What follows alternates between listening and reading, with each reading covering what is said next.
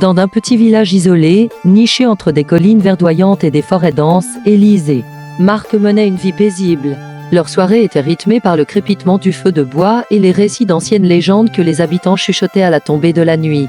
Mais une nuit, alors que le ciel s'illuminait de lueurs mystérieuses, un frisson inexplicable parcourut le village. Les étoiles, habituellement rassurantes, semblaient s'éteindre une à une, comme englouties par une ombre gigantesque. L'inconnu, une silhouette énigmatique qui errait souvent aux abords du village, s'approcha d'Élise et Marc cette soirée-là. Ses yeux, d'un violet incandescent, brillaient d'une lueur surnaturelle, et sa voix résonnait comme un écho lointain. « Ils viennent » murmura-t-il, tandis que la terre vibrait sous leurs pieds. D'abord incrédules, les villageois ressentirent bientôt une terreur sourde monter en d'eux, une angoisse semblable à une marée envahissante, faisant écho aux battements affolés de leur cœur. La nuit s'étira, oppressante. D'âmes cris déchirèrent l'air.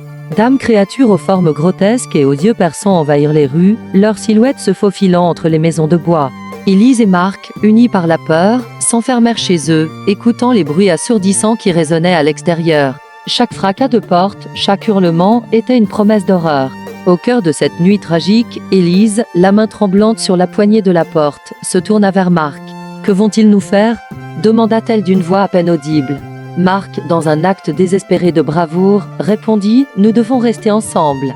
Mais à l'instant où il prononça ces mots, une ombre gigantesque se projeta à travers la fenêtre, illuminant leur visage de la lueur froide d'une étoile mourante.